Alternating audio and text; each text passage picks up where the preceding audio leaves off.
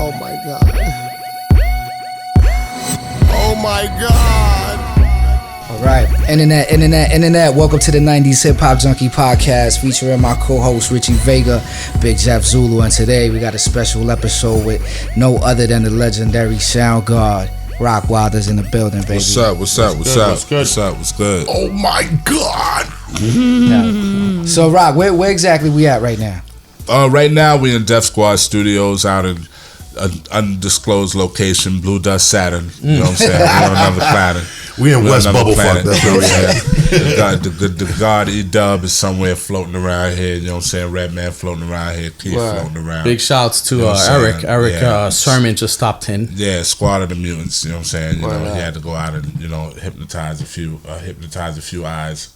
So this was a little crazy. Like we walk in the building and this is like we got ambushed with plaques all over the place. Yeah. The Funk Lord really put his work in throughout the years, and a lot of the bodies that he possessed is on the wall. You know what I'm saying? I like that. A lot of possessions. You know what I'm saying?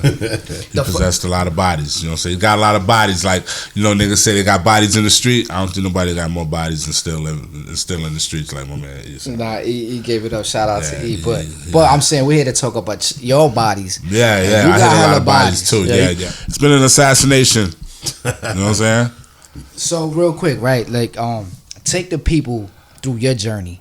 You know what I'm saying? When, like, before the body started hitting, like, what was it like for you to, like, pretty much kick the door down and really get your foot in and really do what you do? It was being around great energy.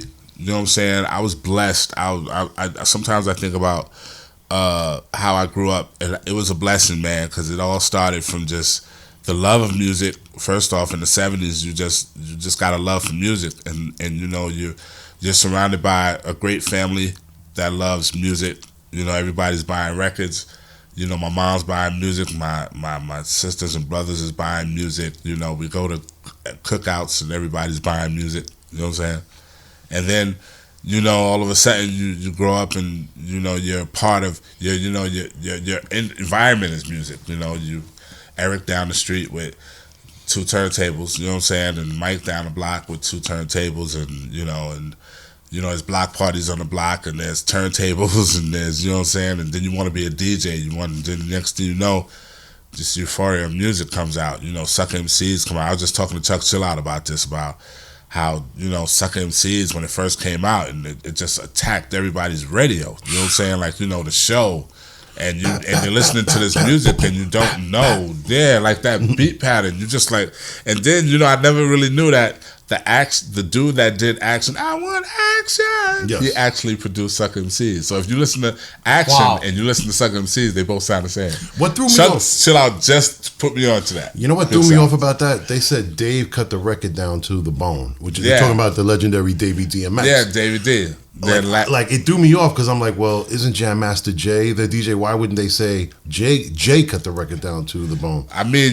probably cut the record from editing it. You know what I'm saying? Like, cut the record down record to, plate. Yeah, the record plate. You know what I'm saying? So because I'm pretty sure the plate mechanism was really handled by somebody like Dave or something like that. You know what I'm saying? But then you got this music, man. You don't know what's going on, and you don't know what's about to happen. You just know that hip hop is taking this independent stand. But then at the same time, I'm going to school, and I got a best friend named Khalid, and his brother's a dancer with the Dynamic Breakers. You know what I'm saying? Lil Shake. You know what I'm saying? And then you meet Spider. And then Spider, Spider's around the corner, you know what I'm saying, with Little Shake. And, you see the graffiti on the pants, and you're a part of it. You're right in it. You know what I'm saying? You're not a dynamic breaker, but you're in it. But then my boy Khalid becomes a dynamic junior. So, he's coming home with the graffiti down his legs, and he popping like his brother, you know what I'm saying? And then next thing you know, it all takes a turn, and, this independent hip-hop thing takes, certain producers like Teddy Riley, and, now you got rap's new generation, you know what I'm saying? But then Teddy Riley's also a musician that's part of this group called Guy. And then all of a sudden, my two best friends are the dancers for Guy. But at the same time, while I'm going to church, you know, my mother's going to be ordained to be this minister, but then this dude named Christopher Martin's father is about to be ordained to be a minister too. And then next thing you know, him and his boy Fresh Force, they come out with a song called "She's a Skeezer," and then next thing you know, they Kid and Play. That's in my church. Wow. You know what I'm saying? Wow. But then down the block, around the corner, Sheikh and Khalid is dancing for Guy. You know what I'm saying? So you're in the midst of this whole thing. You don't know if you want to be a DJ. You think you know you want to be a producer. You know how to play a little bit, but you don't know. But then the keyboards start coming out, the SK5s, all these things start coming out. So me and my boy Tyreek upstairs speeding up records, trying to sample them, you know what I'm saying? Like, you know, break beats. We don't got no records. And then next thing you know what I'm saying? I make this pause tape and I play it for Damien, and Damien's just like, yo, man, this dude, listen to Rock's pause tape. He been watching us dance. He been watching the shows. The guy done just came out, Kid and Play, teach me how to draw and shit. And then next thing you know, they said, yo, man, you need to get this dude on the machine. And then I'm looking at the MPC like, I could never get it. My mom's ain't gonna spend $3,000 for no damn MPC. $3,000 back then was $3,000 back then. It wasn't Pro Tools. This ain't Fruity Loops. Yeah, this ain't a studio in a box. This is actual hardware. This is actual hardware. This ain't your laptop. There's no such thing as a laptop. This is an actual beat machine. At least your mother, if she saw a laptop, she'd probably see the learning curve and say, all right, I can get him that because that looks interesting. You talking about, Mom, I need $3,000 for a beat machine. You can't explain that. Yeah. I just want to get some beats off. $3,000? Get rent money for beats off? You know what I'm saying? Is this 94? This is 90. 90. This is 90. This is me having to get on a machine, and then Shake takes me out to Long Island. I don't know if it was Spider-Man or Freeze. I don't know whose crib it was, but it was one of the dudes that did Poison. And he took me out to their crib, and I got on this Roland D50, and I did a beat on there. And for some strange reason, you know what I'm saying, it didn't record like it was supposed to. So I walk home thinking, feeling defeated, but then Shake introduced me to a guy named Zan, you know what I'm saying? And Zan takes me out to Jersey. I never met this dude in my life. I stay in his basement. You know, he sees my potential. He puts me in the basement. I chill in the basement with him for a minute. Then we go down to Teddy Riley's studio in Virginia. You know what I'm saying? This is when I was there. All Star was there. He had just left. He had just did the Blackstreet album with Teddy. They down there doing the Human Nature remix. Down there with Knowledge. I'm down there with Bink. I'm down there with Ty Fife. At that time, his name was Quick. You know what I'm saying? I just did Rump Shaker with Teddy Riley. Teddy Riley about to do the Human Nature remix. But then before I did that, I went to a barbecue on my block. There was a barbecue on my block, and K Solo was talking to a girl that I knew named Shazzy, which was signed to Elektra. You know what I'm saying? Yo, it's like 6 degrees of Rockwilder. Separation. So Shazzy's destined to do this. Yeah, destined. So Shazzy's in Hollis. You know what I'm saying? Shazzy's in Hollis. A friend of mine that just blew up and went to Elektra. You know, at the same time, I'm going to see. I saw Pete Rock on the damn beat machine, thought he was God. I looked at him like he was Jesus Christ. And then, but at that time, she was talking to K Solo. K Solo comes on the block, but then he brings Redman. Redman had just ripped Monticello Park. You know what I'm saying? Wow. So So then, Redman comes. Destiny. So then Redman comes. He's playing beats in the front in the black truck that's on the Tonight's Tonight video. And then they said, yo, you do beats? And I was just looking at him. Because he was the way I was judging the beats. I was like, yeah, that's dope, man. I like the way the beats are. So he said, yo, you do beats? And my man said, yeah. Yeah, he spoke for you. He's your spokesperson. Yeah, beats. I wasn't going to tell him shit. You know what I'm saying? But then I brought my tape down the street, and there was this one beat. Out of midst of millions that I did, it was just one beat. And he was just like, yo, when I get off this Hit Squad tour, I'm going to call you. I said, all right. He went, took off. But did you really think he was going to call you? Dude, we didn't have phones back then. That was the beeper days. That's beeper era. You get a beep and you go to a payphone, and then hopefully the payphone don't kill your quarter, and you got to put another quarter in or go to another payphone. So your whole prayer is from a page. Wow. This ain't Instagram. This ain't photos taken from the tour, and he's just like, yo, when you get back, hit me up on the comment. It ain't that easy. This is a prayer from a page. By that time, I came from I came from Virginia with Zan. You know what I'm saying? And Zan was still trying to get his stuff written. He was still, because he knew Teddy, so he was still in a writing thing with him. So it wasn't like he was trying to, you know, he had a kind of responsibility to put me on. So, you know, when he went to do his thing, I went to do my thing. You know what I'm saying?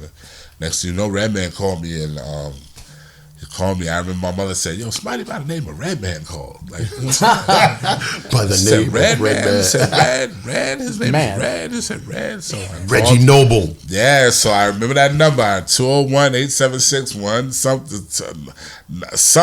201-87 something. And he hit me up, and I hit him up. I said, "Yo," he said, "You heard the music?" I said, "Yo." Music. He said, "Yo." I said, "Yo, what's up?" He said, "Yo, what's up, nigga?"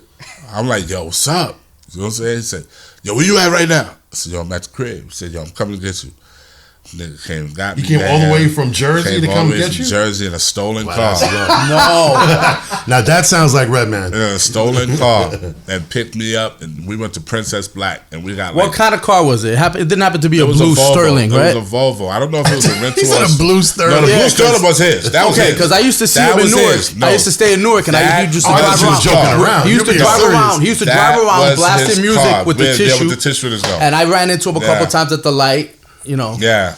And I happened to see him coming out of the Lincoln, so I'm wondering if there was a connection. Nah, his Sterling was his. Yeah. But before he got it, because the Sterling was fucked up.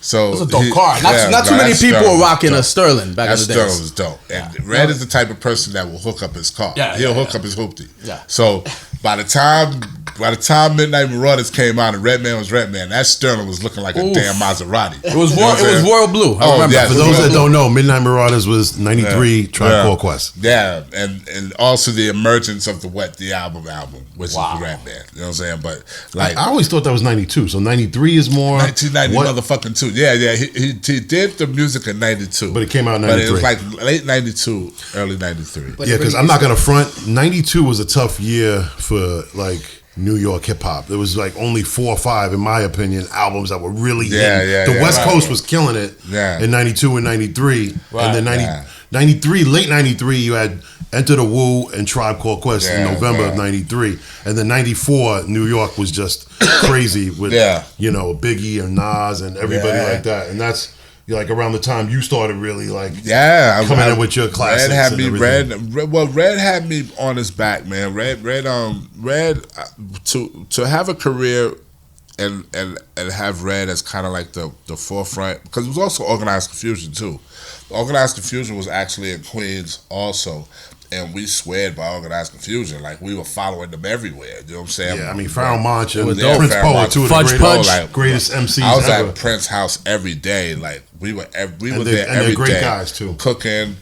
He was doing beats. They're doing beats for the Stress album. You know what I'm saying? Which is one of the best hip-hop albums of all time. Agreed. You know what I'm saying? But, you know, I usually do interviews, and I usually forget to put that whole Organized Confusion and also Flatliners Flatliners, Organized Confusion and Redman were like the genesis of your incredible legacy and journey.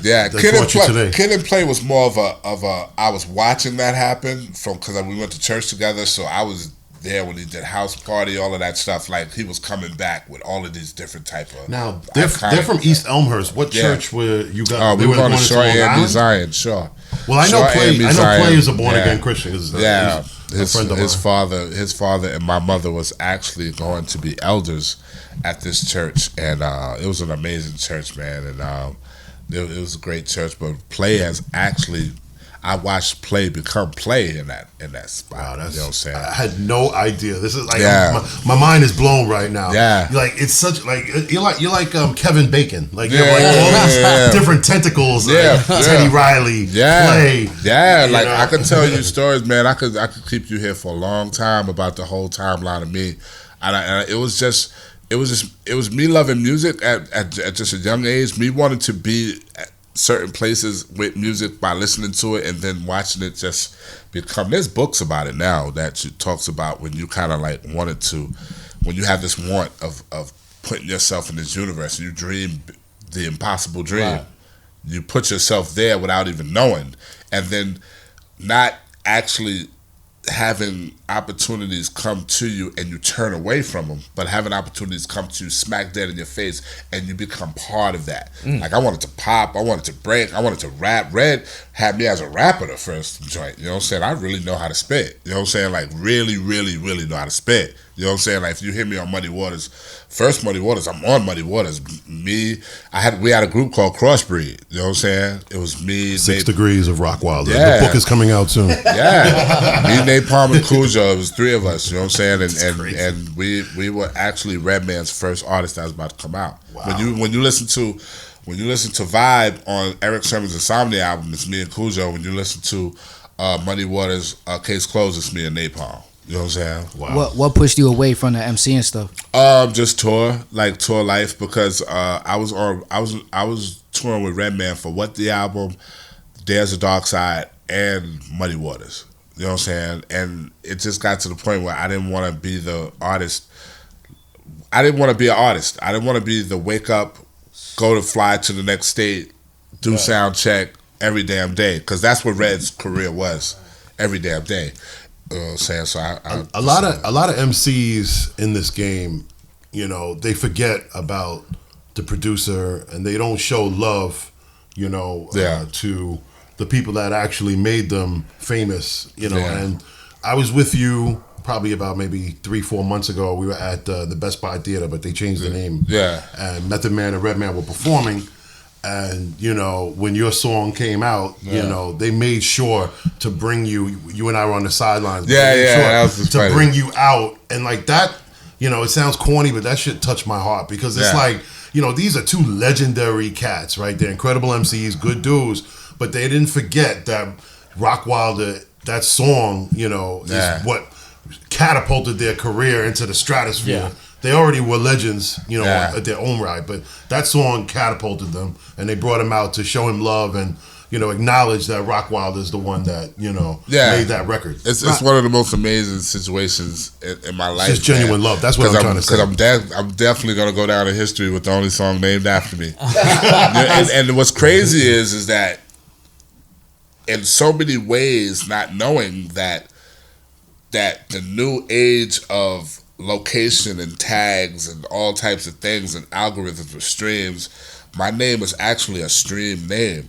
You know what I'm saying? So it gets streamed. It's a tag. It's a location. It's a ROCKWILDER location video. Like, you know what I'm saying? I didn't think that it would actually be to my benefit in a world where technology would have things as tags and mentions. Well, I think if you ask the average person, hip hop head or not, when they mention Rockwilder, you're synonymous with that track. Yeah.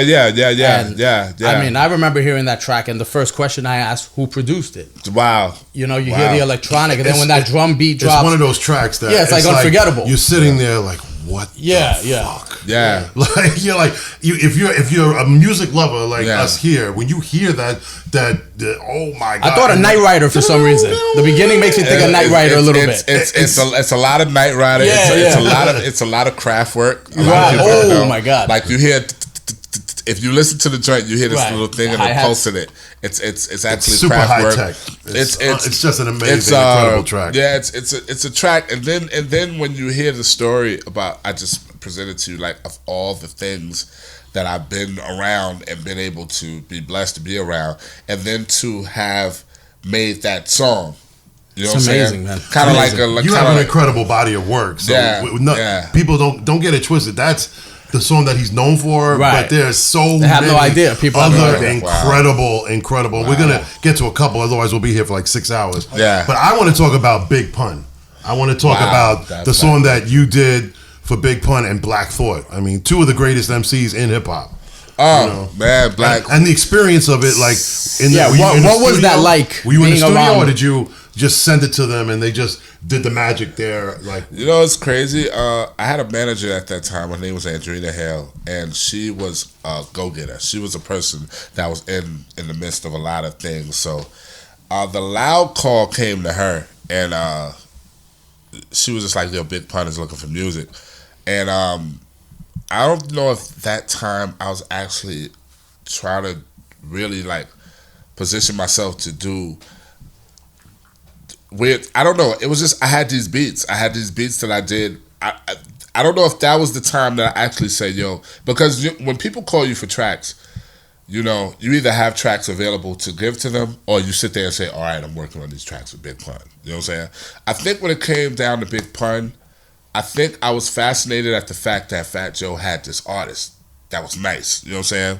So I went home and I remember me and Dre Most was up in the room and I did You Came Up.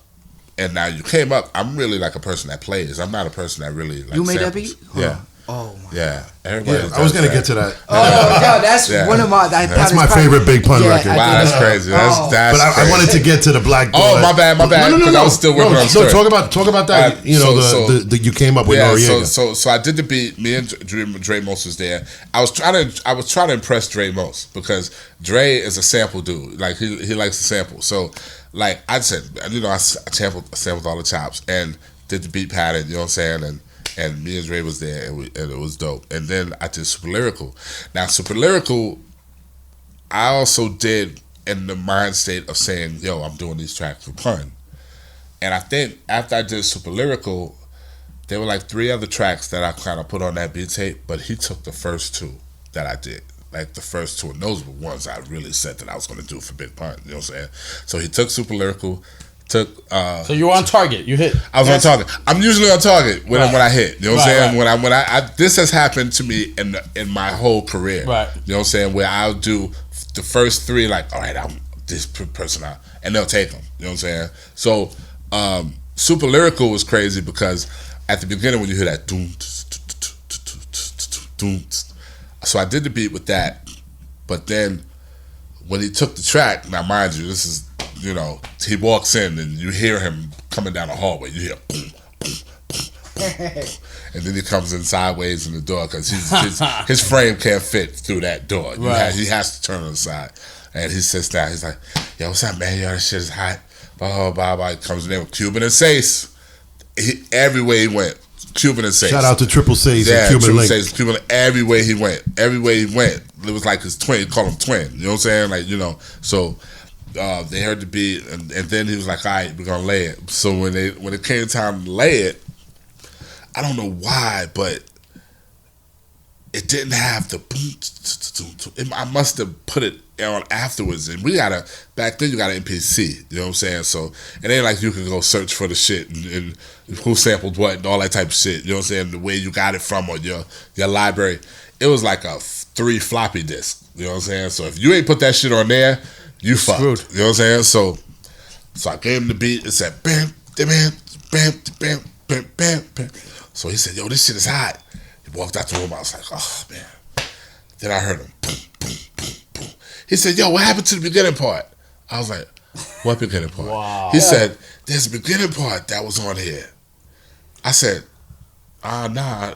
I said, I might. He said, nah, man. There's a beginning part. He said, play your tape again. I was like, I played the tape. He said, boom. He said, boom. Wow. He said, yo, no lie. I said, you know what? I think I might have laid it before the beat. He said, yo, we need that, Rock. We need that. Boom, boom. He walking back out the room. We need that, Rock. We need that. Yeah, that nice jazzy intro, right? I had to go through every fucking record. Oh, wow. So you have to resample this. I had to actually sample it. I didn't know. You know when you're going like this. This is how you digging. This is how you doing a beat. Right. Whatever. You're not paying attention. What it was. I had to go through everything. In my life. How long was that process, dude? That was like. I started when I got home. I got home like at 6, like 1 o'clock in the morning. It took you 7 hours to. Yo, I had to go like this. And when I found it, it was like, dude. It was like I drank water from a thirst from walking in the desert. It was like this. I was like, oh shit. Then I picked it up and looked at it like, wow, I used that. It was a CD. What was it from? You remember where was it from? I don't know where that shit was from, and I can't even disclose it because I don't know who was gonna sit there and say, oh no, let me see it. Yeah, exactly. But so I did it, and the crazy thing was, he said, yo, I'm gonna put Black Thought on it. I'm gonna spit like this. And he sat down. That's my phone, Barkley. You might want to. Oh yeah. Matter of fact, you might want to put that on vibrate. Let me do it. So Pun said, "Yo, I'm gonna put Black Thought on it, and then I'm gonna put. Just that mindset. Just to just to thank Black Thought. Pun's favorite MCs were like Black Thought, Cool G Rap, KRS. Oh yeah, he labeled. One thing about what's dope about Pun, that album was not anyone else putting that. He put that album together, even down to the where he was just like he said, you know what else I'm gonna use? He said, you remember from Rocky when she said, you seen him, you know how strong he is, you can't win. And he said, you will lose. He said, and I'm also gonna use, I must break you. Like he said it, like, and I was just like, for real? Like you got it like that? So when he did the beat, he sat in the chair. And he was like, hey, yo, my murderous rap, verbal attack, actual fact, national fact, actual fact, most of the crap, the magical dap of tragical rap. Yo, let me hear that back. He played it. He said, high sound, twin. and Cuban and Sace was like, yeah, that shit was high. He was like, all right. He said, now play the last line, and I'm going to continue it from it. And then he said, he said, the mathematical madness among the magical storm, the havoc of barn, the magical song, this message is on as if it consolates you. He said, stop it. He said, play it. He said, high sound, twin. High sound, twin. Cuban and Sace, they sat there. It was like Cuban and Sace, they approved sounding board. Everything. That's the sounding board. That was their sounding board. And then he said, and then when he finished the whole joint, he said, all right, now play it, because I'm gonna put a so when you listen to the track, you're gonna hear that's crazy. He said he was packing the Mac in the back of the app. So when you listen to it now, you're gonna fall out, because he was sitting there. I was sitting there like, yo, this dude is a genius. He was like, he said, yo, my murderous rap is out attack. Then he said. That's crazy. But sat in the chair, did every line, continued it from the last line, did his joint. He was a perfectionist. And then when that nigga said, they call me baby Jesus because lady niggas be praising me just for the way I taste me, taped the CD lasery, it praising me amazingly flavory. I was like, we were done. I was like, yo, stop that, dude. Stop, man. That's too hot. That's too hot. It pays to be amazingly flavory. I said no, he did not do that. Hip hop quotas. Amazing. They call me baby Jesus because lady niggas be praising me, praising the way I plays James to be taped to CD lasery. It pays to be amazingly flavory. He's the man. How I taped to CD lasery. It pays to be amazing. He's one of my top 10 favorites. He's a dangerous dude. Dude. When you knew he was looking for beats, like what characteristics or what traits gravitated you to like tailor your sound to something else? I didn't know. I didn't know. I was really. I took a chance on just being on some hip hop shit. I mean, you came up. That beat is like, and obviously respecting his lyrical acumen. Respecting his lyrical acumen,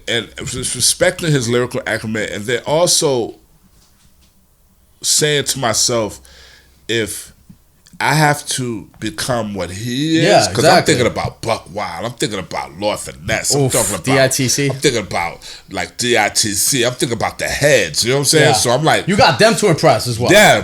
But that was me trying to impress them. Like I knew Pete was gonna be on there, I knew Havoc was gonna be on there, so it's like, damn, I gotta impress. You know what I'm saying? Like, you know, and but then also I'm a DJ, so I know from my DJ experience from all of those years how I'm gonna all right, if I gotta shut shit down, I know I gotta do it. All you gotta do is give me the opportunity. And I think when the opportunity for Pun came, I was like, okay, well, I know what to do. You know what I'm saying? But it was just amazing how me and Dre was in that crib that day, and I just was like, and I never chopped. We need the horns. Yeah, I never chopped pads. I never chopped horns on pads like that. Never in my life. I was always a baseline, low 16 level. You know what I'm saying? Like trying to chop and make sounds out of what I find. You know what I'm saying? But that was the first time I actually chopped. I was like, ass of the I used all 16 pads for that. You know what I'm saying? I've never done that before in my life. You know what I'm saying? But it was magic. So. Yeah. And then even the drum pattern, trying to impress Pharoah Monch and Prince were just amazing drum dudes on fucking the programming. And then I'm thinking about Buck Wild. I'm thinking about how my boy Kid Nice like to always be intricate with the little hat and everything. And I have a question for you on that tip. What in the 90s, even in this era, talking about producing for Pun, what was your weapon of choice? MPC 60, 3000? Oh my God, tear niggas ass. Yeah. What about an SP 1200? SP 1200, I was scared of it. I was just like, I saw the greats get on it. I saw Easy Mo B. I was just gonna say Prince. Easy Mo B. I saw Prince Poe. Like Prince Poe had a master technique on it. I seen Pharoah Monch on it. I seen Pete. I saw Pete do the. That's crazy. So you were intimidated by the SP 1200. That's insanity. Like beat miners, but look at who we're talking to. Rockwilder. You got he just starting out, so that's understandable. Beat miners, which was another group that I was around because Walt worked in the record store. So then Evil D, you didn't know Evil D was going to come. Yeah, he was on Jamaica Ave. So your weapon of choice, MPC 3000. Roger Lynn. 3000. Totally afraid of the SP 1200. That's interesting, because of Tip, because of Large Pro, because of the greats, because of all the That's boys. So interesting to me. That machine looks scary to me. Yeah, there is something clunky about it, right? Yeah. Like you better be about it when you fucking. Yeah, that's how it was to me. I mean, the '90s produced so many incredible producers. Produced so many producers. Yeah. Created so many great producers. Is there anybody that's out that you've never worked with or that you like to work with, or you have like a bucket list, or not really? Nah. Well, he said it before. He's done. Yeah, well, I mean, he said it in private, but with respect to every producer that's out there, new to old, I don't have no. There's only if I had to say one person that I would love to gel with, just off the sake of just the respect, Pete, the vibe, Tip.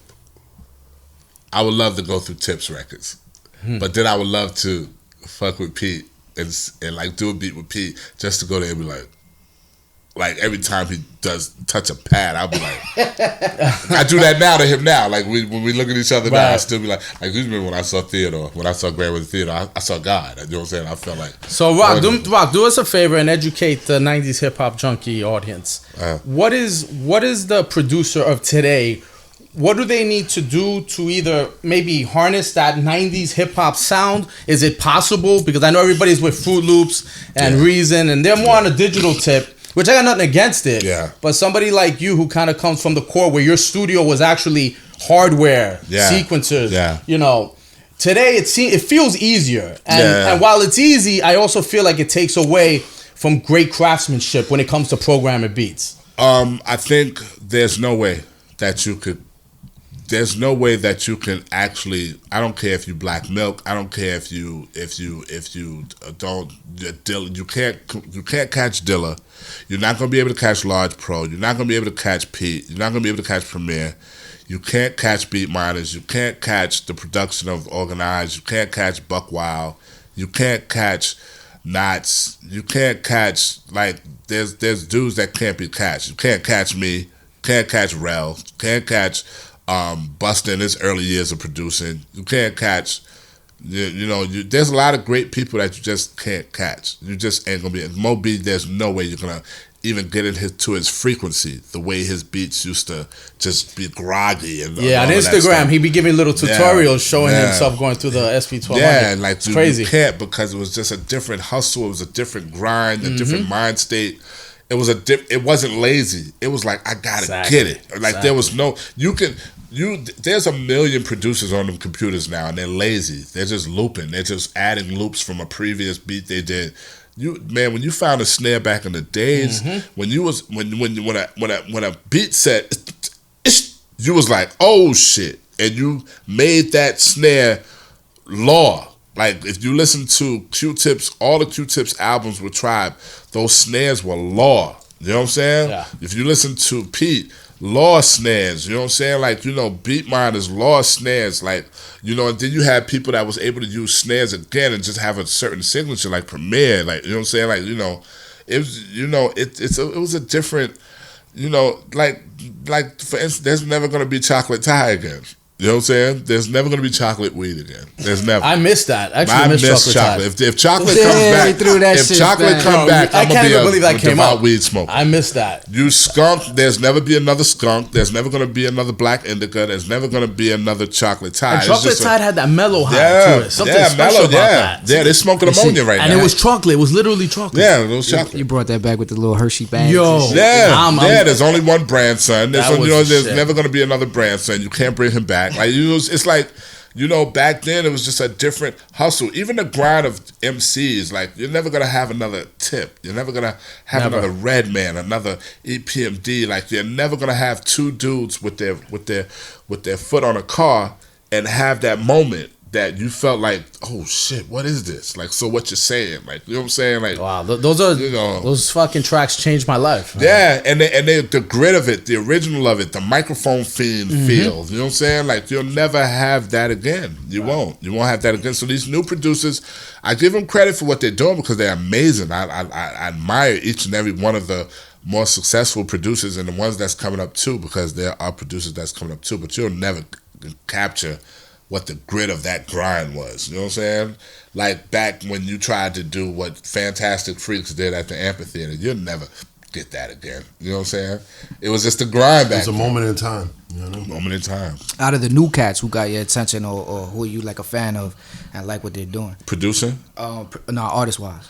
Artist-wise, I like everybody, man. It's weird. You'll be up here forever. I find new dudes on Spotify that I end up liking.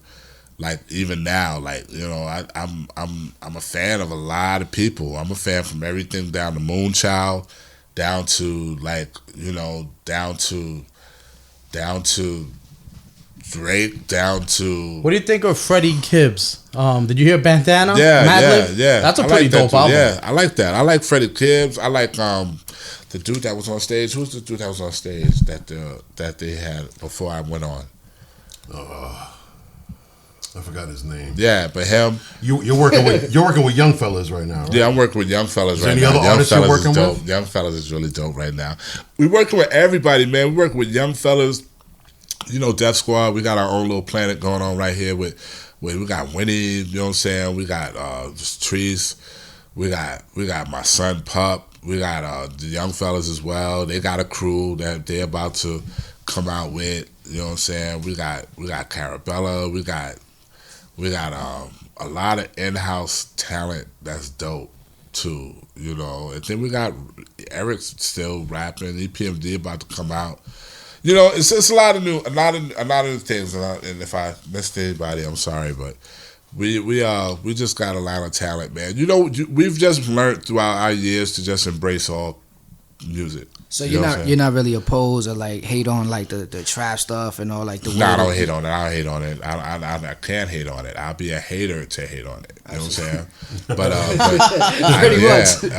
I'd be a hater because, you know, this new trap, when you get into the groove of it, when you understand it, it makes sense to my daughter and my son and everybody. You know, I don't understand now. This is one thing I don't understand. I don't understand the consistency of the monotone that it's on, where people can do the same thing over and over again. I do understand the groove. I do understand how the 808 has now been amplified and it's now trapped up, and it makes sense because it makes the groove a little more subtle in the club, and it makes it really difficult for a lot of big hip hop records to even stand a chance now, because it's such a Xan pill type life world with that music. You know what I'm saying? It's the same snare, it's the same kick, it's the same pattern, it's the same hi. The hi-hat is now the new drum, and then the 808 is the new piano. Like, it's a weird vibe that it's in, but I don't knock it, because when I do hear something that I do like, you know, I love the Migos. The Migos is amazing. They got a couple of dope tracks. They got a couple of dope tracks. Their whole vibe to them is dope. I love Travis Scott. I love Metro Boomin's production. I love Mike Will's production. Like, you know, there's a lot of dudes that's really dope out here. They do what they do, you know, and they attack it how they attack it. You know, it's crazy. At first, I really wasn't a fan of the Migos, right? Until the Pharrell joint, the Pharrell record they put out. Right? You wasn't a fan of T-Shirt and all of that stuff, and Bad and Bougie? I ain't gonna front. I was kind of hating on him. You know what I'm saying? I was a hater. Littles is a hater. I gotta be a hater sometimes. No, but then when I studied that song, I really, you know, and the ad-libs and how they do I was like, yo, this is a science. Kind of how you were saying, Pun, with the little... You know, they got their own little genius shit going on. Hey, you like, whoa, okay, I get it. You know what I'm saying? It's dope. And you know, Drake's consistency, and you know, and just the whole world in which we live in right now, man. I learned to embrace all music, man, because for some reason, when you do really listen to it, you find goodness in all of it. You know what I'm saying? Let me ask you this, right, real quick. In your travels, right, and your career. What was like advice for producers? What are some of the mistakes you wish you could have not made? God, good question. You know what somebody said in the car one day, and I'll never forget this. Too bad I was 48 years old when they said it. I wish they would have said it when I was like 19, 20, or probably when I first got my first check from Redman, because that first check was like $3,000. And I had never had a $3,000 check in my life. And then after that $3,000 check, I got a $7,000 check. Then after that $7,000, now mind you, I'm 22 right now when this happening. But this guy said, the word is called the music business. And he said, most people respect one word without respecting the other. Yeah, 100%. And I wish it would have said, I wish I would have learned music business. I wish they would have twisted and said, learn the business of music. You know what I'm saying? Because you make mistakes just off of it's more money than you ever had before, but then you don't ever say from the first dollar that you're going to be this philosopher to know exactly what this first dollar could do for the rest of your life. You know what I'm saying?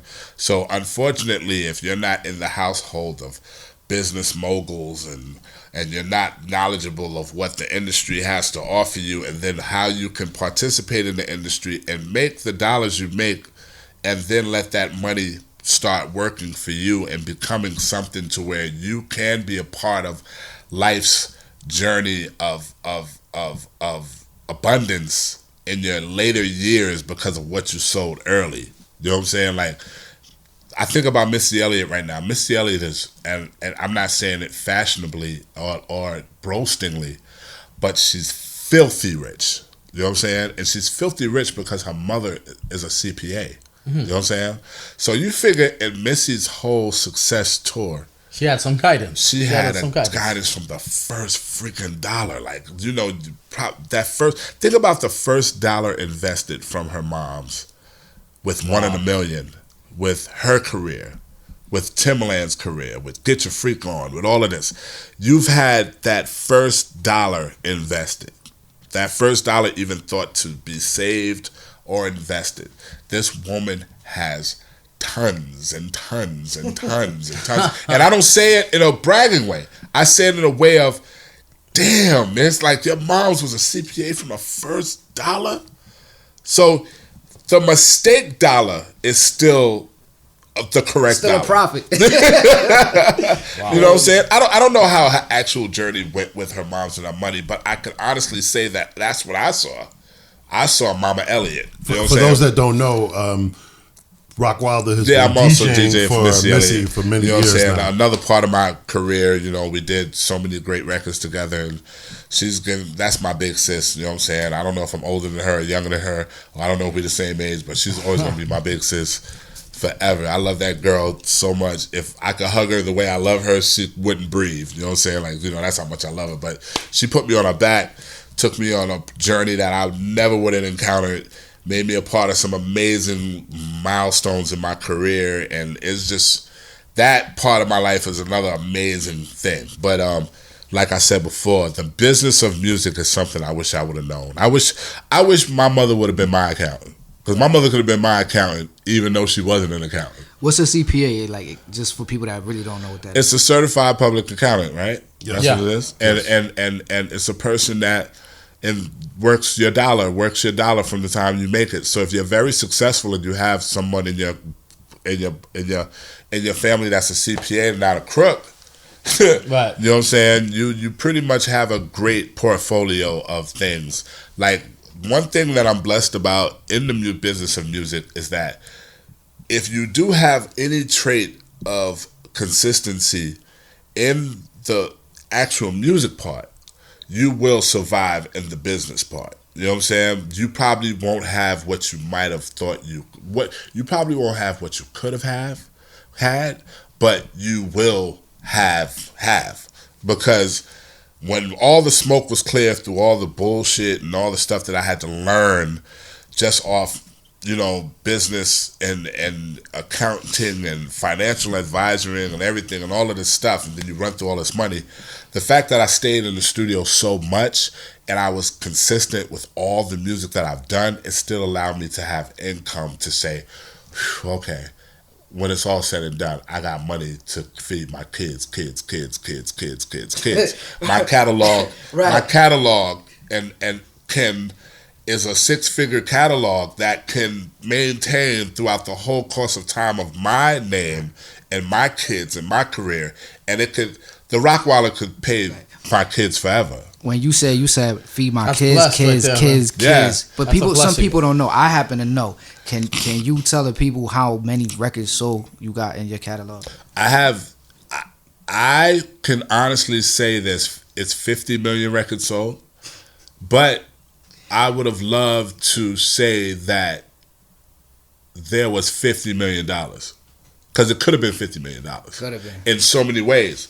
But there's still an income that can take care of my 3 kids, my wife, my next generation of kids, because these songs ain't gonna stop. That's the key. I made hit records. Timeless music. Residual income. Yeah, residual income. Performance royalty music. A lot of people don't understand. You have mechanical royalties of music that's on an album that's going to sell, but if that album is not hot, it's not going to sell. And then you deal with the hardships of the contracts and how the things were negotiated. If you didn't have a single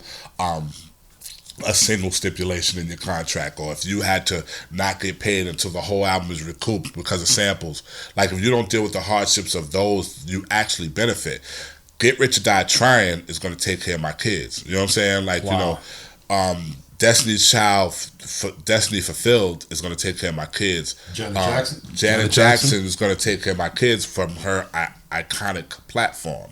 So her albums are going to constantly get recatalogued and reissued and issued. But then I have performance royalty songs, and that's the Rockwilder, that's Do It Again by Jay-Z, that's Lady Marmalade that I did with Missy Elliot, you know what I'm saying? And then there's Dirty by Christina that I call The Lights On. Like that little short girl, that bow-legged girl, really took care of my family. That was next level.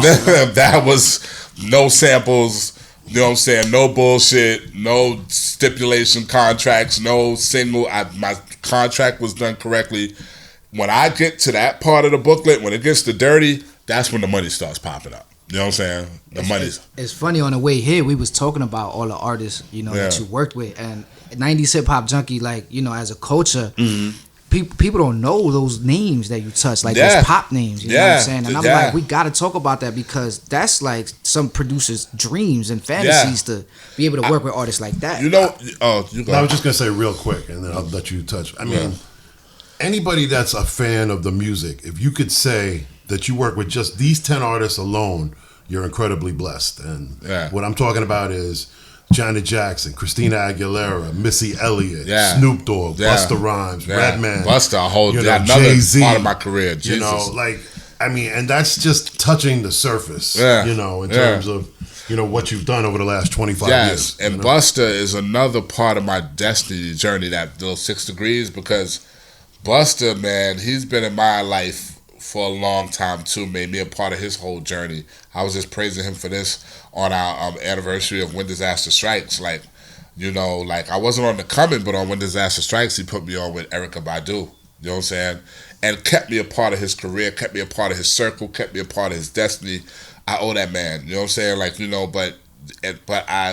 the craziest thing is that, sometimes I sit back and I really think about it, and like, my son is my son. We have our little talks, and he was just like, "Yo, Pop, need to get back out there."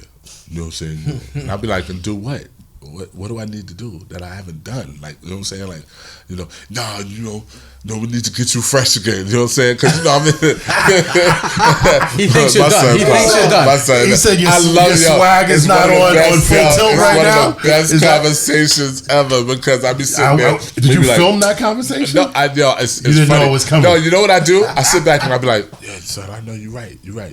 I be sitting there with this little shirt, pair of jeans. He fresh to death, like, you know what I'm saying? Like, he hustle. You know what I'm saying? You know what I'm saying? I'll be like, but son, if you really think about it, what else do I have to do? I'm trying to get you some skinny jeans. And then he go like this. You right. You are rock. I know. I said, no, tell me about that man. Tell me about that dude that you see on the wall. He said, no, he don't.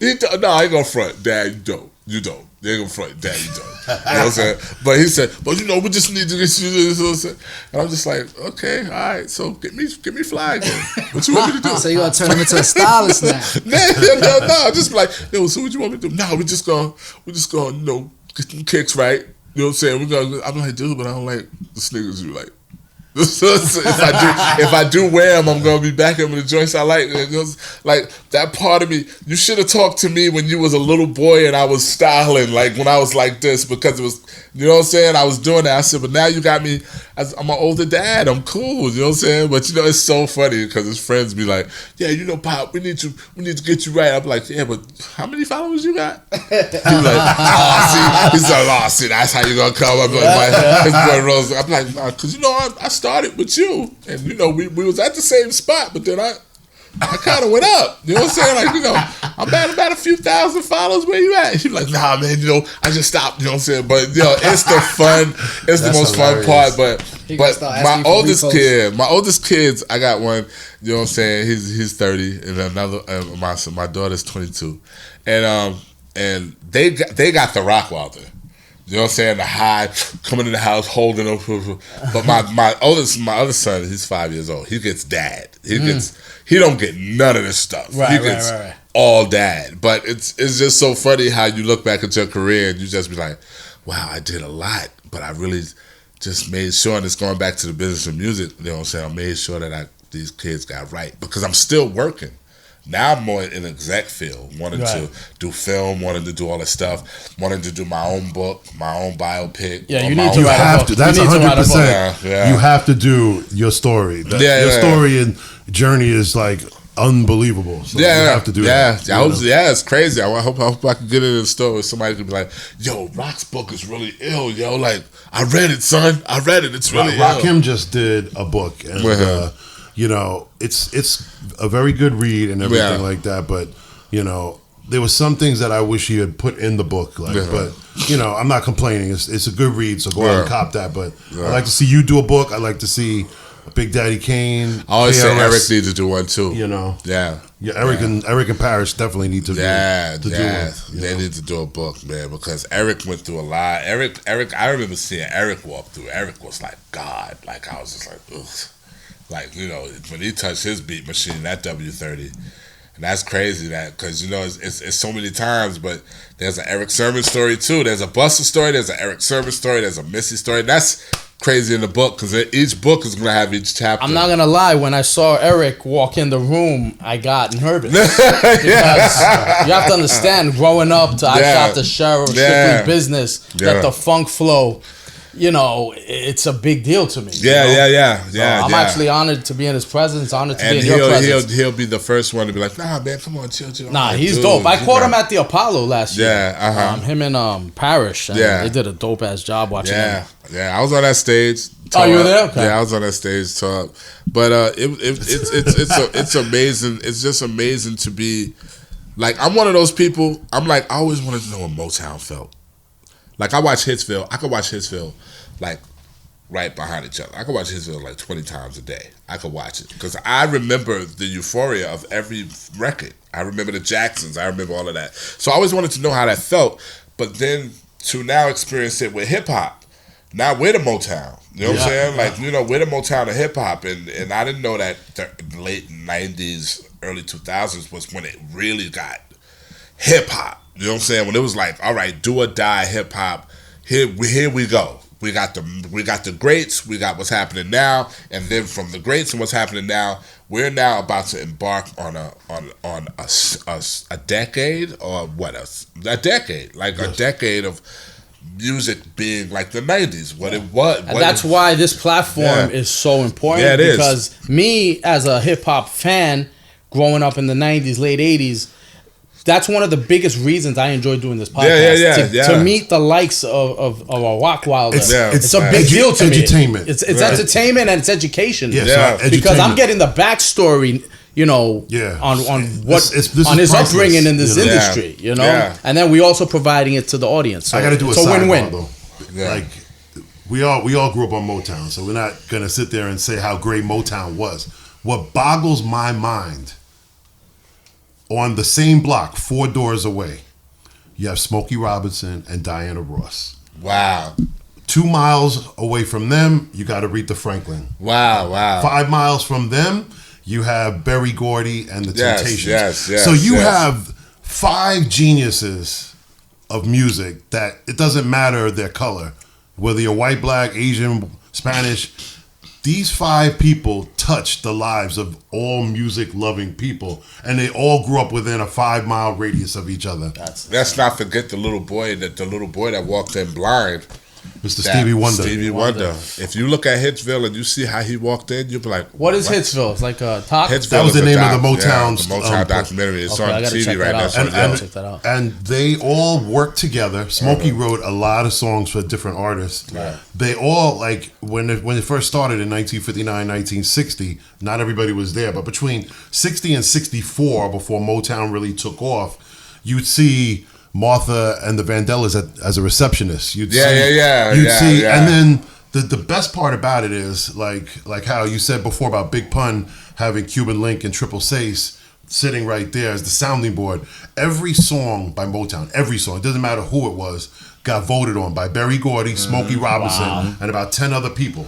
So they would say that, okay, if you have your last dollar, because in the 60s a dollar was like probably about the equivalent of $15 or $20. If you have your last dollar, would you buy this record or would you go buy a sandwich? And if everyone said sandwich, then the record didn't even get played. Because there were some good records that didn't get played. But Berry Gordy would always say, okay, you got $1. Are you buying this record or are you buying the sandwich? If half the room or more said the sandwich, the song didn't even come out. You have to go back to the drawing board. That's but that's a beautiful thing because everyone loves food. I don't care if you're skinny, fat, whatever.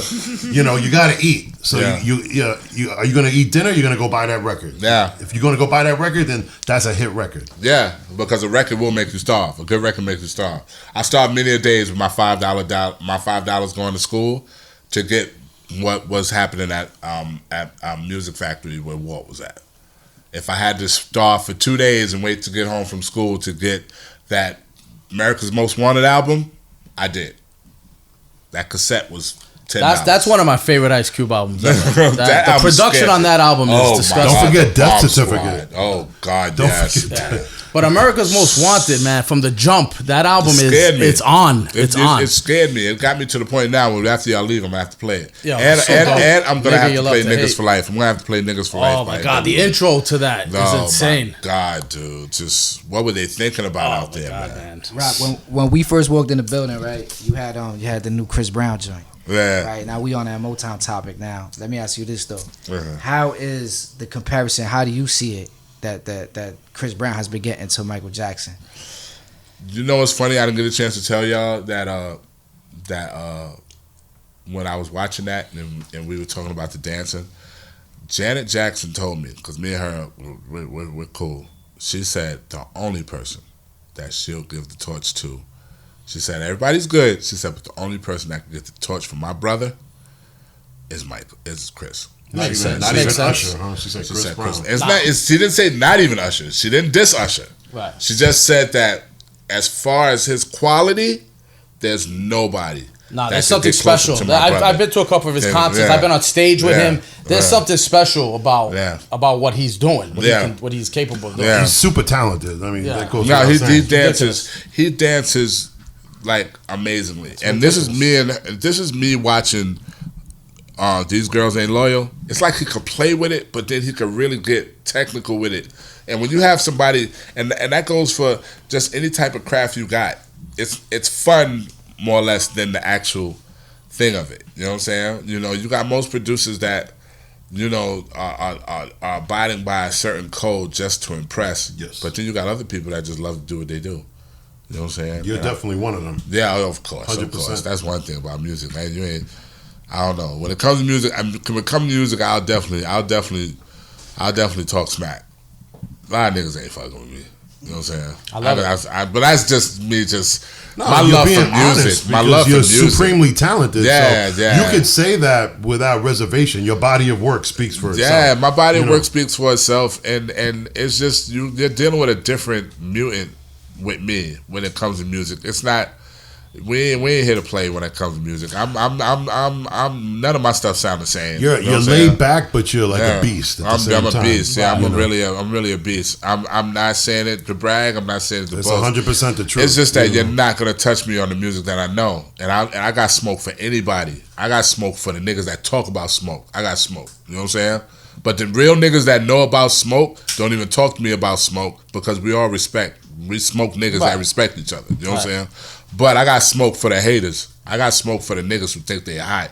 They not coming and fucking with me. They're not. You know what I'm saying? That's just me talking. I put my kids in the snare. I put my moms in the kick. I put my life, my whole life story in the sample. Like I'm not even like trying to impress you. I'm trying to impress the universe. You know what I'm saying? I'm trying to make the world move different. Just in a kick, snare, and a hi-hat. You know what I'm saying? And it won't be nothing technical and hard and all out of this world and all of this stuff. It's just going to be something I feel.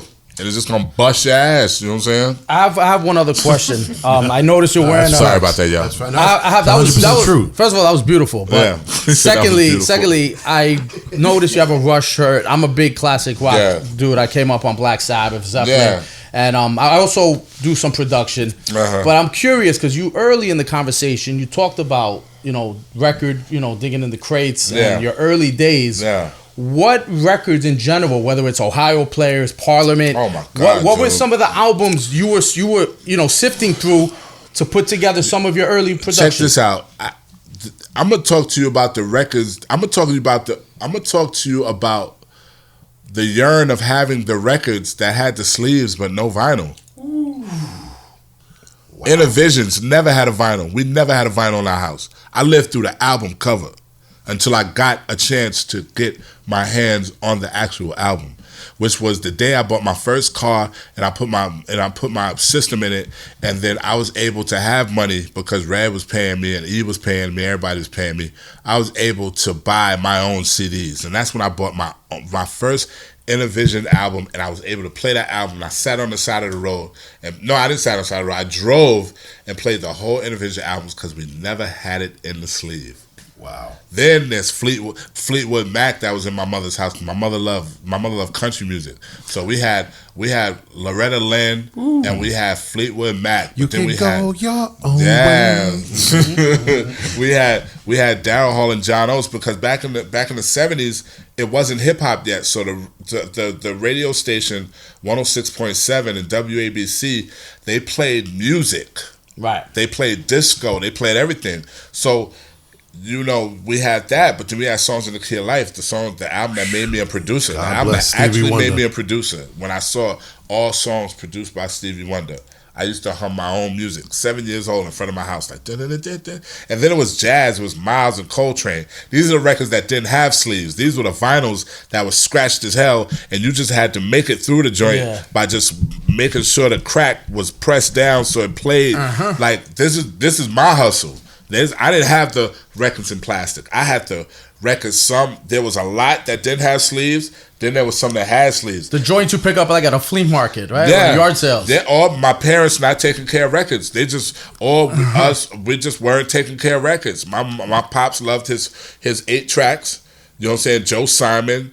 You know what I'm saying? Curtis Mayfield, the Curtum era with staple singers and all of that stuff. But you're looking at these records go round and round and round as a little kid, and you're trying to figure out why they colored the 45 that way. Why did Motown have a map at the top? Like, But you're living through these records. You're living through these records, and these records are becoming a different thing to you. They're like becoming your life because you don't live with these records. So you're not in the success. We 5 kids in the house. My mother working and my pops working. So when you heard ABC, all you had was the music. You didn't have the success of ABC. You wasn't a rich dude listening to ABC. You was barely making it. Right. So you living through the success of these records. It does something to a little kid if they really listen to it hard. It's like if a kid watches a dude play the piano all his life and he never had a piano, and he goes to somebody's house and they always got a piano and they playing it. And then when they give him a chance to play that piano, he becomes Ray Charles. That's different. And then having a piano in the house and you hitting a note and just running somewhere because you really ain't interested in the piano. Right. You talking about a kid who don't have a piano in their house. So when you see somebody play it, you're like, damn. And then one day they say, yo, you like that? I'm like, yeah. Let me show you how to play that. He teaches you that one chord, your life's never the same. You know what I'm saying? And then when you say to yourself, when I get a keyboard, I'm gonna do my shit. That's how I was. Right. You know what I'm saying? Like, I watched niggas that had MPCs in their house. My boy Sage had an MP in his house. Nice and Butch had MPs in their house. Some niggas was just blessed to have that beat machine. I used to be like, damn, I can't wait to get when I get that shit. So what I did was, when I first started doing, I used to borrow their shit because I had to work because I was around those people. And I was borrow their machine and fucking make the money and then get a machine back. So Stevie Wonder was one of the ones that made Stevie Wonder. I thought Quincy Jones was God. I thought Earth, Wind and Fire was God. I thought EPMD and was drug dealers from drug dealer music. I thought that was drug dealer music. You know what I'm saying? That Parliament Funkadelic sound. Parliament was weird to me. Parliament was like a scary ass album. When I used to look at the album, I used to get scared because it was just too much on there.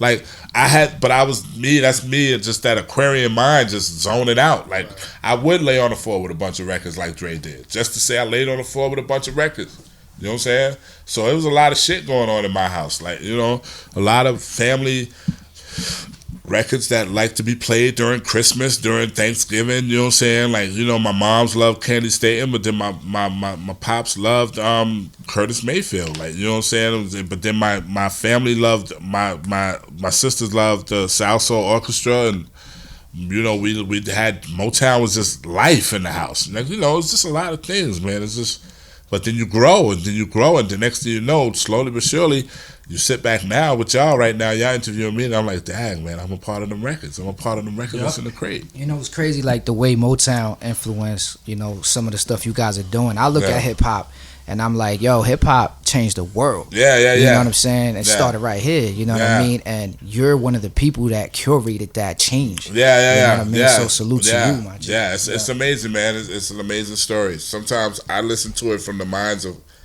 other people involved, and I just be like, wow, like Battle Cat, a person I always looked up as a producer. He was just like, yo, you know when you did that Rockwilder joint, niggas didn't know if you was from New York or not. I was like, for real? He said, niggas thought you was from here. I was like, for real? He said, yo, man.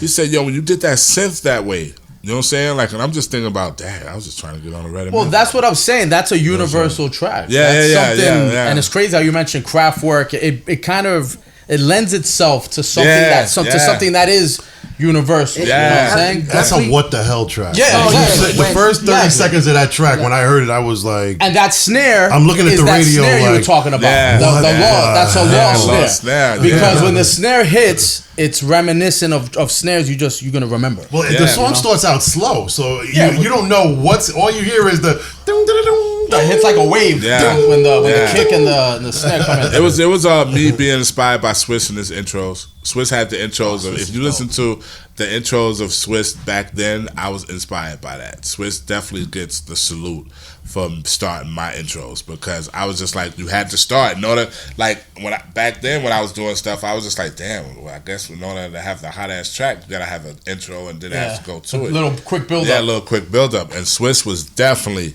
the Swiss and Dame Grease was definitely like the startup of that whole intro thing that I like. You know what I'm saying? Yeah, but the way you came in with the synth though, it kind of was like you evolutionized the sound. Yeah, because I play by feel. I don't play by I'm not a theory player, but I play by feel. Like I'm from church, so it's like.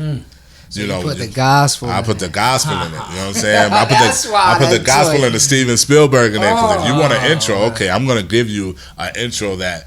I'm gonna give you theme from the planets. I'm gonna give you Star Wars. I just wish I could have been there when you first played that for Redman and Meth, man. Because those two cats are very introverted and know the music. So Meth heard it first, Red heard it after. When they heard it, I can only imagine their reaction. Yeah. And Meth was not supposed to start when the beat was building up. He was supposed to start when the beat dropped. But when he started when the beat builded up, I was like, yo, you ain't supposed to start there. He said, you're not?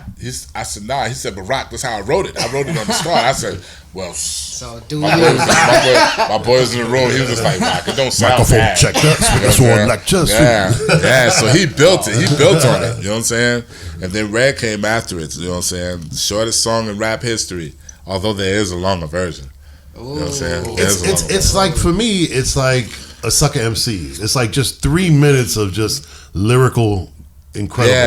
And a beat that just like is mind blowing. So it's like magic. I don't know. I don't have a better word for it. But it's like when I found out they named it after me, I thought it was a gimmick. I just thought it was like, wow, that's cool. No, it's a tribute to your greatness. I think that's the perfect name for the song. I think it wasn't even them giving a tribute to me. It was just like because I wasn't that. They were probably just like, oh, the Rockwilder. Yeah, we're just gonna name it the Rockwilder. And I heard that's how it was. Yeah. That, you know what I'm saying? It was this quick song that was an interlude that was supposed to take the last song into the next song, and it was just called the Rockwilder. And I was just like, wow, you know what I'm saying? Little did I know that they was making me a search engine for the rest of my life. This is how crazy that song is. It doesn't even matter if you don't listen to hip hop. When the last part comes on, everybody knows to go la la la la la la la la. You see what Red just did with the VMAs? Yes. He just destroyed the VMAs with that song. Yes. You know what I'm saying? Like he brought himself back with that damn song. You know what I'm saying? Just because of that la la la la la la la la. Speaking of songs named after you, Jeff had he had to pick your brain about something. Zulu back in 2009. Hey, Zulu. I didn't get no check, man. Hey, Zulu. He swears that track's about him. He swears that track's about him. Did I know you run that time? Hey, Zulu. I'm not sure. Hey, maybe not. I think just high and by. No, I'm just messing with you. He don't owe me any money. I was just trying to see maybe if like he had a brain fart. Like, oh yeah, I gotta pay you. That's a dope thing, man. Let me tell you something. That's another thing I always idolized too. The Zulu Nation. I was always used to be like, yo, them niggas, man. Ugh. Like my boy had the beads. He had the Zulu beads. My boy on the block. Nobody touched me, man. When that dude lived on my block, nobody touched me. That nigga had the Zulu beads, man. Nobody touched me. I ain't gonna front. I tried to be a Zulu when I was younger. Yeah. They was like, man, get your ass out of here. You remember when the Zulu and the Gods was going at it? Yeah. The Zulu and the Gods? Ooh. I mean, the crazy part about Zulu Nation, I've been a part of it for 25 years myself, is that in the 80s, they adopted the theme that every person is as strong as the weakest link. Yeah. So when cats would come to Bronx River, which was the headquarters of Zulu Nation, your ass used to get jumped. Like they would like, who are you? If they didn't know you, and sometimes they know who you were. Like I'm talking about artists or cats that were down with different crews that would come to Bronx River to hear Bambaataa and Jazzy J and everybody spin. When you come to Bronx River, it was like a war zone. So when you come off the train, that 2-3 block walk up to Bronx River Center, or if you were coming from the 2 and the 5, that long walk across the bridge, like cats wasn't making it. Like you was getting jumped. Cats wasn't making it. You was getting jumped, because they wanted to see like, look, if we go to war with other crews, like we want to know that you got our back. It wasn't a vicious thing like, yo, we want to kill you and freaking destroy you. They wanted to see like, can you handle, like we're going to war with other crews for our survival. So like I said, every crew is only as good, as strong as the weakest link. So if you're the weakest link, then we don't need you. You got to show and prove that you can handle yourself 3-on-1, or you can handle yourself 10 against 5 or whatever. And they would jump cats that are part of Zulu. You wearing the beads like, are you really down for your crown? And to get into Zulu in the 80s, you had to go through what's called the Apache line. Yeah. And that's another thing. It's like, about that. you by yourself and you get jumped by 5-10 people. Can you handle yourself? Are you going to snitch and be like, yeah, there's more cats around the corner, like, or whatever? So it was all about like strength and empowerment. So wow, it was a different era. Gems. Jeff got gems, baby. Nah, Rockwilder got gems. I'm blown away by the Kid and Play reference. Interview. Yo, I'm blown away by the Kid and Play reference. Can you make me a Zulu now without getting jumped? Yes. You don't have to get jumped in. Do the Zulu Nation interview. All you have to recite is the lyrics. Why y'all ain't got that on Netflix? Y'all ain't Zulu Netflix no more? Y'all ain't do the Zulu Netflix joint? Don't let me fucking around and try to broker it. Well, that sounds like a plan. Zulu Nation? Yeah. Zulu Nation? Yeah, I mean, Zulu Nation are the gatekeepers of hip hop, you know? Yeah, come on. I mean, so many people came out of Zulu Nation from, I mean, it's part of rap Red culture. Alert, It's part of hip hop. Ice-T, Ice Cube, It's like the religion. Brand Nubian, Jungle Brothers, Tribe Called Quest, you know? Zulu I mean, Nation so many people came out of the Zulu Nation umbrella. No, that definitely needs a story because when you talk about hip hop as a culture and a lifestyle, like the 5% Nation and the Zulu Nation is kind of like religions. Yeah, religion. Yeah, that was religion for us. Yeah, we had problems with them. We sat down, we ironed it out. We had problems with Rex in Effect. We sat down because what happened was Phife Dawg said a song in the second album, Blue End Theory, strictly hardcore tracks, not a New Jack Swing. Yeah. And so Rex in Effect and their crew, you know what happens is someone amps up the artist like, yo, man, yo, Ted, yo, Rex, yo, A+, yo, them cats from Tribe Called Quest, they going at you. They wasn't going at you, but you start to believe the hype, and that's when problems occur. But there was an anti-R&B movement though in the 90s. There was a lot of rappers who weren't feeling the rap singing combos. Yeah, Phife said, and I think that's where that kind of comes from. I mean, but it wasn't necessarily meant to be. I don't think it was malicious, but it wasn't meant to be a disrespect. It was just saying like we're doing something different, not a New Jack. And so they spotted Q-Tip in a club, and like 20 of them beat the shit out of him. Yeah. So then Zulu Nation came, and we came 1,000 deep, and Rex in Effect came like 800 deep, and we had a powwow on 125th Street. You know, it got pretty heated. So thank God. Cooler heads prevailed, and we pieced it out and everything like that. But it wasn't all love at first, you know. Yeah. You know, we helped squash beefs with KRS-One and X-Clan. Like that was a crazy beef. We squashed the worshipped X-Clan. We squashed the beef with Ice Cube and Common. Like Zulu Nation, like I said, has played a big integral part in hip hop. I mean, more than just in terms of the music, but in terms of the culture and the knowledge and the wisdom and the overstanding and everything like that. So. Shout out to Africa Bambaataa and all my Zulu Nation family. Zulu. Yo, one last one, Rock. I remember seeing you at the street naming ceremony for Phife. Yeah. You gave me one of the dopest drops, by the way. So thank you for that. But what's one of your fondest memories with him? Like, with oh my God, there's no one fondest memory. There's us being on the 42, the Q42, coming from 169th Street and dropping us home on Sayers. That was us for our life. I remember. We cracked jokes forever. Me, Phife, Jerobi, my boy Danny. We was on the back of that bus and it was brutal. You got on the back of that bus, it was not right. You was gonna get it. I don't care if you was crippled. I don't care what. So you were those dudes. You were those dudes making fun of everybody. We were snapping on everybody. We were making fun of everybody. You were making people cry. We were tearing people up. You know, me, Tyrone, Dre. You know what I'm saying? My boy Horace. Everybody, we were up there laying it down. Anybody who got on the bus wrong got it. Don. Everybody got it, man. It was Nate, Snaps, Zach, Salonzo. This got to go in the book too, though. You know that, right? But also the day that they came home and said, "Yo, we started a group called the Tribe Called Quest," and I was just like, "Word!" And I believed them because they was with Tip all the time. You know what I'm saying? It's like, "Yo, we started a group called Tribe Called Quest." And I was like, I believe you. I was like, because the nigga Tip is on freaking he's on that he was on the joint with the Jungle Brothers. He was on the joint with De La Soul. Yes. And that was Tip from Black Linden Boulevard. So and Phife and Tip was always together. And next thing you know, Left My Wallet came out. I was like, oh shit, there goes Jerobi. People's Instinctive Travel was a great album, but I loved Low End Theory because it's the emergence of Phife. Yeah. Microphone check 1 2. What is this? The Phife foot is coming with the roughneck business. Like, you know, when I heard that and that beat, dum, dum, dum, dum, dum, dum, I was like, nah, that was something else. That was an album that I was just like, but Midnight Marauders. But they love Midnight Marauders. All of them are friends of mine. They love Midnight Marauders. I love all three albums. People's Instinct, Low End Theory, and Midnight Marauders. But my personal favorite is Low End Theory. Everybody loves Low End Theory. But not Tip, Joby, and Fife. They love Midnight Marauders. I love Midnight Marauders. You love Midnight Marauders too. I remember crying when I heard Lyrics to Go. I had tears in my eyes because I was just like, this is Lyrics probably the it's amazing. Album. It's amazing. But then Buzz told me you cried too. Buzz said, when I heard Lyrics to Go, I cried. I couldn't believe that the album was this beautiful, but so hip hop. Yeah. Well, you know the Beatles and the have album cover is sick. Yeah, the Beatles have the Beatles have Billy Preston as the fifth Beatle. Well, Busta Rhymes is the fifth Tribe Called Quest member. He really, honestly, should have been in Tribe Called Quest. Yeah. And it's funny when you listen to like the JBs, like Done by the Forces of Nature, right? You see the transition. Like I listened to that album, and you feel where Tribe. You know what I'm saying? Because there's songs on Done by the Forces of Nature that are native tongue.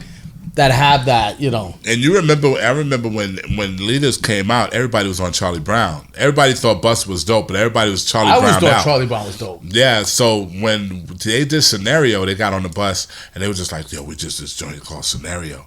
I said, for real? They said, yo, Busta Rhymes. Well, I said, what happened? Q-Tip recognized his greatness and said, "You go last."